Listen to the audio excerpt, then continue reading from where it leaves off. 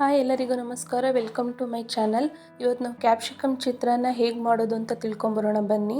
ಇದಕ್ಕೆ ಬೇಕಾಗಿರೋ ಸಾಮಗ್ರಿಗಳು ಏನೇನೆಂದರೆ, ನಾನು ಮೊದಲಿಗೆ ಇಲ್ಲಿ ಕಡಲೆಬೀಜ, ಕಡಲೆಬೇಳೆ ಮತ್ತು ಉದ್ದಿನಬೇಳೆ ತೊಗೊಂಡಿದ್ದೀನಿ ಸ್ವಲ್ಪ ಒಗ್ಗರಣೆಗೆ. ನಂತರ ನಾವು ಸ್ವಲ್ಪ ಜೀರಿಗೆ ಮತ್ತು ಸ್ವಲ್ಪ ಸಾಸಿವೆ ತೊಗೊತಾ ಇದ್ದೀವಿ. ಆಮೇಲೆ ಸ್ವಲ್ಪ ಎಣ್ಣೆ, ಕರಿಬೇವು 1-2 ಕಡ್ಡಿ ಆದರೆ ಸಾಕಾಗುತ್ತೆ. ಸ್ವಲ್ಪ ಅರಿಶಿಣ, ಸ್ವಲ್ಪ ಟೊಮೊಟೊ ಹಣ್ಣು, ಕ್ಯಾರೆಟ್ ತುರಿನೂ ಸ್ವಲ್ಪ ತೊಗೊಳ್ಳಿ, ಇಲ್ಲಾಂದರೆ ತುಂಬ ಸ್ವೀಟ್ ಅನಿಸುತ್ತೆ. ಸುಮ್ಮನೆ ಅದು ಒಂಥರ ಡೆಕೋರೇಷನ್ಗೆ ಅಷ್ಟೇ. ಸ್ವಲ್ಪ ಕೊತ್ತಂಬರಿ ಸೊಪ್ಪು, ಒಂದು ಈರುಳ್ಳಿ ತೊಗೊಂಡಿದ್ದೀನಿ ದಪ್ಪ ಸೈಜಿಂದು, ಹಂಗೆ ಸ್ವಲ್ಪ ಕೆಂಪು ಮೆಣಸಿನ್ಕಾಯಿ ತೊಗೊಂಡಿದ್ದೀನಿ. ಇಲ್ಲಿ ಕ್ಯಾಪ್ಸಿಕಮ್ನ ಸಣ್ಣದಾಗಿ ಹೆಚ್ಚಿಟ್ಕೊಂಡಿದ್ದೀನಿ. ಕೆಲವರು ತುರಿದು ಹಾಕ್ತಾರೆ, ಹೆಚ್ಚಿಟ್ಕೊಂಡಿದ್ದೀನಿ ನಾನು.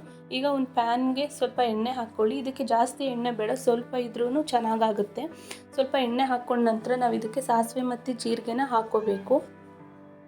ನೋಡಿ, ಎಣ್ಣೆ ಕಾಯ್ದ ನಂತರ ನಾನು ಸ್ವಲ್ಪ ಸಾಸಿವೆ ಮತ್ತು ಜೀರಿಗೆನ ಹಾಕ್ಕೊತಾ ಇದ್ದೀನಿ. ಇದು ಸಿಡಿದ ನಂತರ ನಾವು ಕಡಲೆಬೀಜ ಮತ್ತು ಉದ್ದಿನಬೇಳೆ ಹಾಕ್ಕೊಬೇಕಾಗುತ್ತೆ.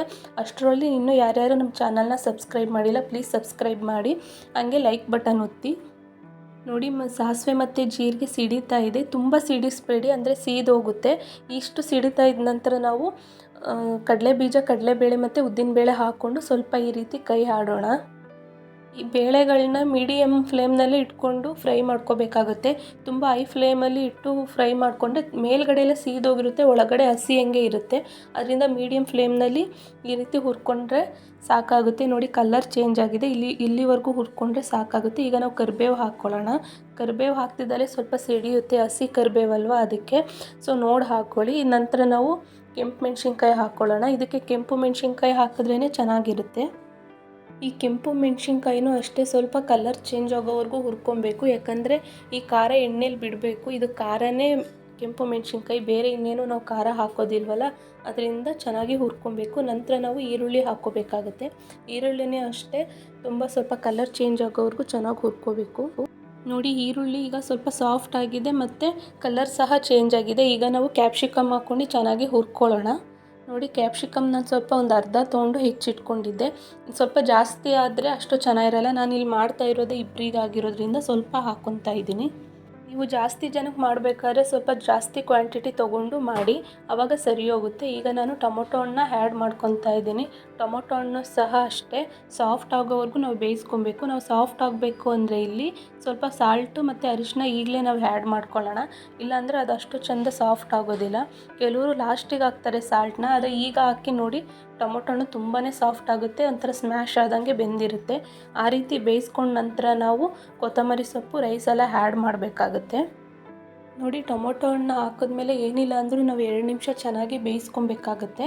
ಆ ನಂತರ ನಾವು ರೈಸ ಆ್ಯಡ್ ಮಾಡ್ಕೊಬೇಕು. ಅಲ್ಲಿಗೆ ಚಿತ್ರಾನ್ನ ಗೊಜ್ಜು ರೆಡಿ ಆಗಿರುತ್ತೆ. ನೋಡಿ, ನಾನೀಗ ರೈಸನ್ನ ಆ್ಯಡ್ ಮಾಡ್ಕೊತಾ ಇದ್ದೀನಿ.